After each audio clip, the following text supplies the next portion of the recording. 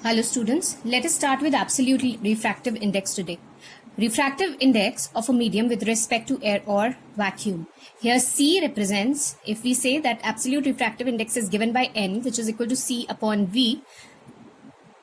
C is the velocity of light in air and V is the velocity of light in a particular medium. So if we say C is velocity of light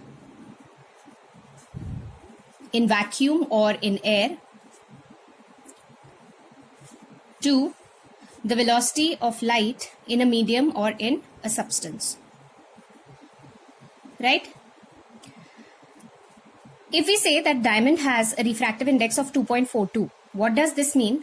That if refractive index is equal to C upon V, that is C is the velocity of light in air and V is the velocity of light in substance, which is diamond here, right, which is equal to 2.42. So we say that the velocity of light in diamond decreases by 1 upon 2.42 times, or it becomes 1 upon 2.42 times. So if we have to find out that here V is equal to C upon 2.42 or 1 upon 2.42 into C. So if we say that what do we mean by refractive index of 2.42? This means that velocity of light in diamond is 1 upon 2.42 times the velocity of light in air, right? Coming back to this particular notion, that is N12. Here we remember in the last module we studied about the relative refractive index. So relative refractive index is refractive index of medium 1 with respect to medium 2 is equal to velocity of light in medium 2 upon velocity of light in medium 1. Likewise, N21 is equal to V1 upon V2. If we multiply both these, what do we get? Remember, we get this equal to 1. So we have N12 is equal to 1 upon N21. So refractive index of medium 1 with respect to medium 2 is also the reciprocal of the refractive index of medium 2 with respect to medium 1.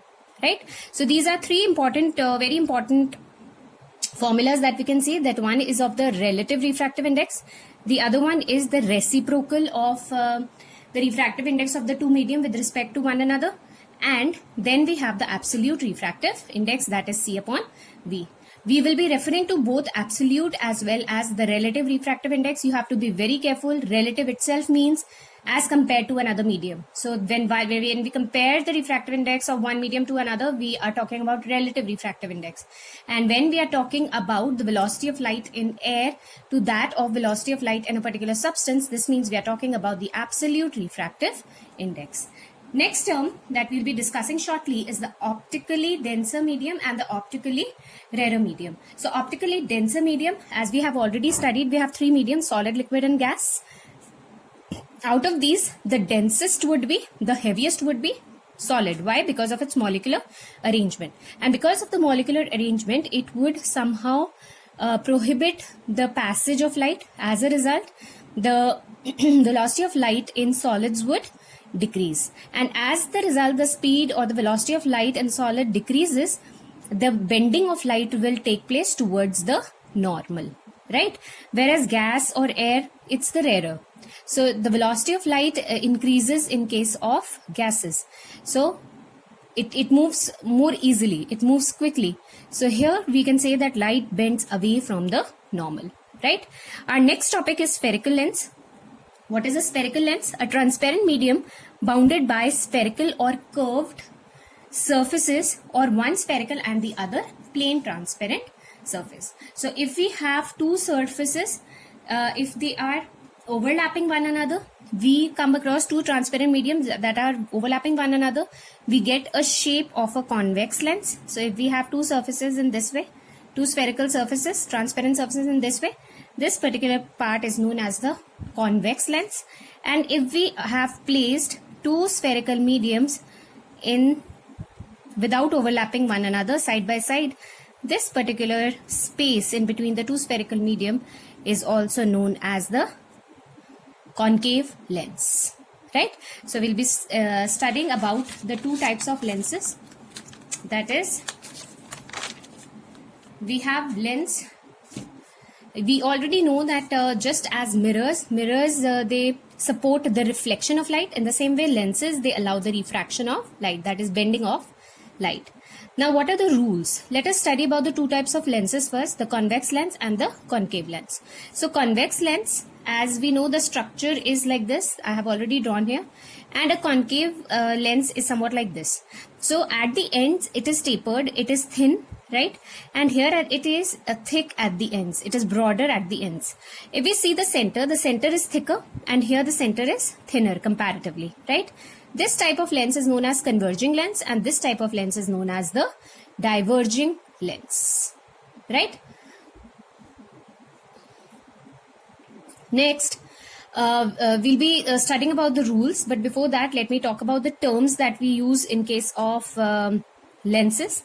All the terms are the same. That is the terms that we studied: the principal axis, the principal focus, the center of curvature, right? But here, because we are talking about two spherical surfaces, we'll be dealing with, in case of convex as well as in concave lenses, we have two foci, that is two focus, and two centers of curvatures, right? Here the center of curvature would also be referred, because center of curvature is what? The radius of curvature is twice the focal length, right? So here we will be also referring C as 2f1, that is twice the principal focus. What differs here is the center of the lens. As in case of mirrors, the center of the mirror is known as the pole. Here the center of the lens would be known as the optical center. So this is the optical center for a lens, and for this particular lens, this is its optical center, O, right? Now, let us study about the various rules as we studied in case of mirrors. Here for lenses also we have certain rules that will help us in making the ray diagrams, right? So the very first one is, we have just 3 rules, and out of 3 rules, 2 are sufficient to draw a proper ray diagram. A ray of light passing through the focus after refraction becomes parallel to the principal axis. So a ray of light, it is passing through the focus here in case of convex lens, and after refraction, after bending, it starts moving parallel to the principal axis. The same is in case of a concave lens. Here we can see that a ray of light is passing through the focus. It appears to pass through the focus, and after refraction, after bending, it moves parallel to the principal axis. This is our very first rule. Then our second rule is, a ray of light that is parallel to the principal axis, after refraction, it will pass through the focus. So a ray of light parallel to the principal axis, after refraction would pass through it will converge through to the focus. And here the ray of light will diverge. It will diverge, and if we extend it back, it appears to meet at the focus. So a ray of light parallel to the principal axis, after divergence or convergence, it appears to meet in case of a concave lens, and it actually converges in case of a convex lens, right? The third one is, in case of a convex lens, a ray of light passing through the optical center will continue to pass through the optical center without bending. And in case of concave lens, a ray of light passing through the optical center will continue to pass through the optical center, right? Now let us discuss about the various conditions in case of convex lens, as we had done in the mirrors. When an object is placed at F, so if we place an object at focus, remember the ray of light passing parallel to the principal axis, after refraction it passes through the focus, and a ray of light passing through the optical center, after refraction it passes through the optical center. So as we know, if we extend these refracted light rays, we observe that they both are parallel to one another. So what can we infer? That position of the image is at infinity, its size is enlarged, and its nature is real and inverted, right? So we'll be studying about the 3 things: nature, size, and position. Now let us study about when an object is placed at infinity. So if an object is placed at infinity, means it is at a very far off point. In case of concave lens, a ray, in case of convex lens, a ray of light parallel to the principal axis. So these are the rays of light which are parallel to the principal axis. After refraction, they will meet at the focus. They will meet at the focus this way, right? So what can we infer about the nature?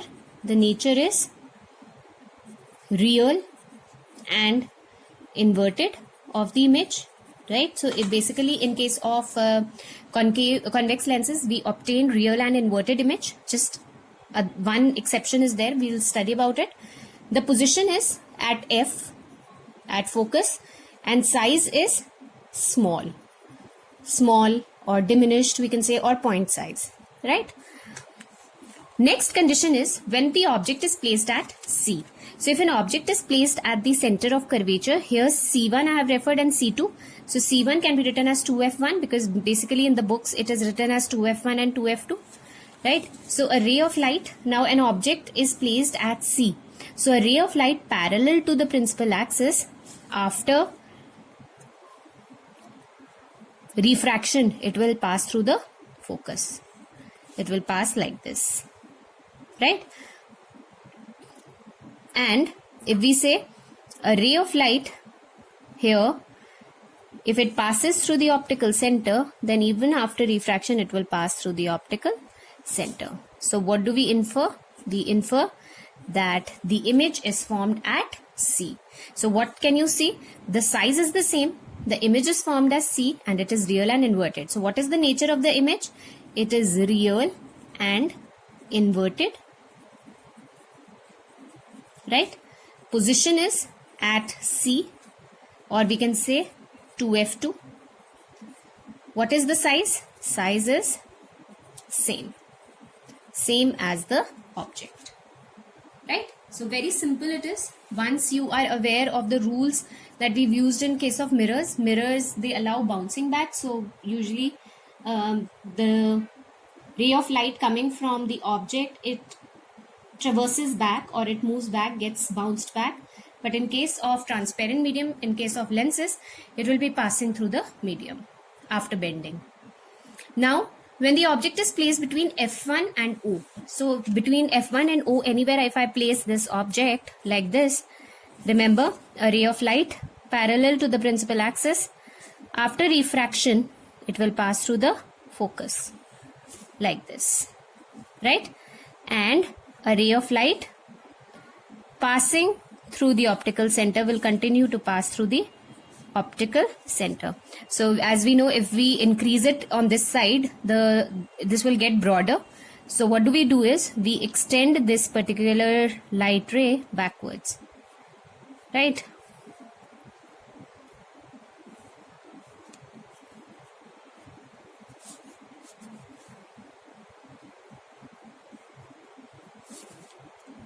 So it may move somewhere here. So this is the image, right? Now what is the nature? The nature is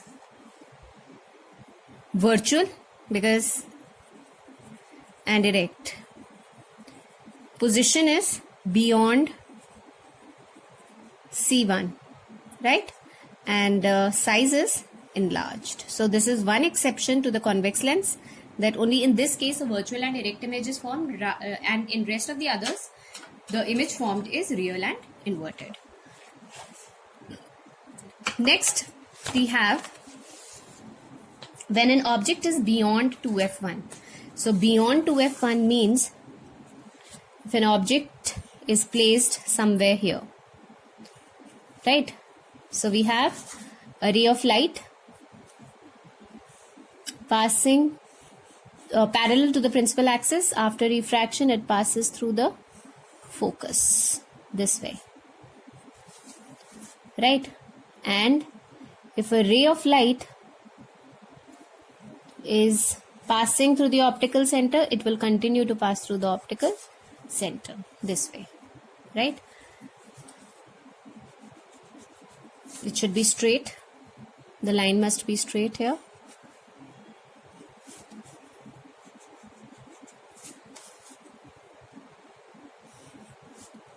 Right? So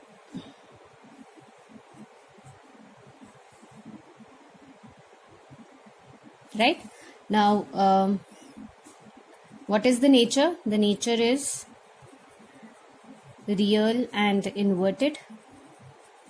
Position is between F2 and 2f2, and size is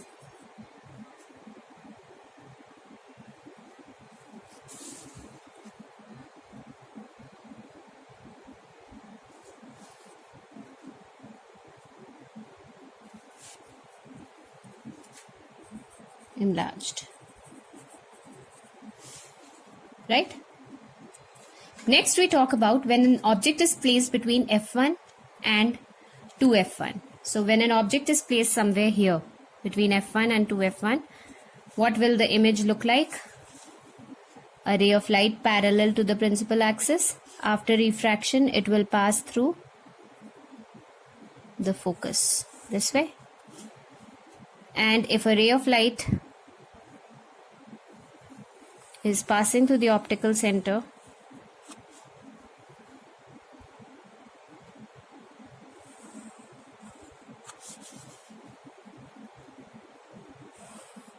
right, so we have, this is the ray of light, this is the rule, it will continue to pass like this. This is where the image is formed, right? So what is the nature? If this is, let's say we have named it as AB, the object, this becomes A dash B dash, right? What is the nature? It's real and inverted.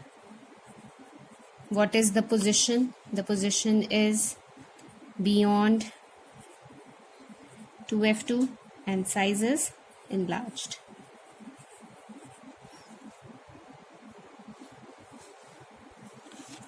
Right?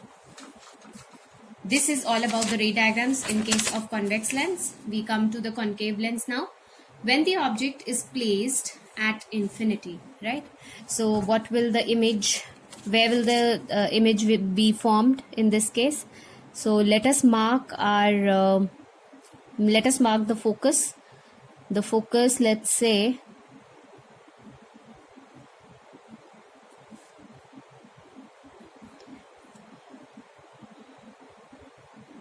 this is the focus, this is the curvature. Likewise, this is the focus and this is the curvature. So we have 2f1, this is f1, this is f2 and this is 2f2. So if a ray of light, it's at infinity. Now if a ray of light is parallel to the principal axis, after bending it will diverge.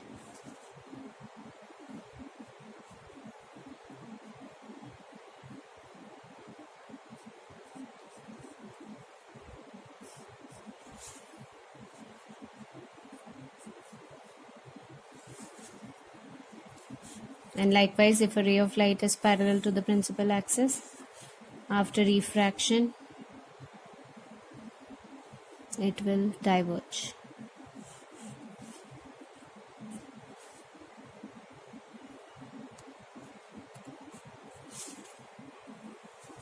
Right? So we can surely write about the nature. Nature is virtual and erect. Right? Then we have position at F. Okay, and size we already know it will be large. Okay, this is about the concave lens. In case of a concave lens, the image would be virtual and erect mostly. The position, as we already know, it is at f1 and size is larger. Okay. Then the second case is when the object is placed between f1 and optical center. So anywhere between f1 and optical center, if we say this, that the object is placed here, remember,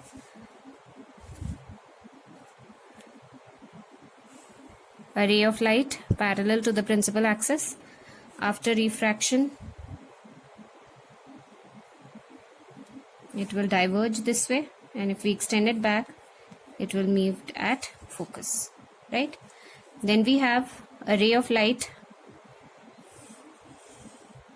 passing through the optical center, will continue to pass through it, and it is intersecting at this point, right? So we have the nature as virtual and erect. Okay, size small, smaller, and position between, or we usually write same side of an object. So this is all about the ray diagram. In case of concave lens, we'll be just doing the two cases. Okay, that's all for the rules regarding the ray diagram. We'll continue with the next module.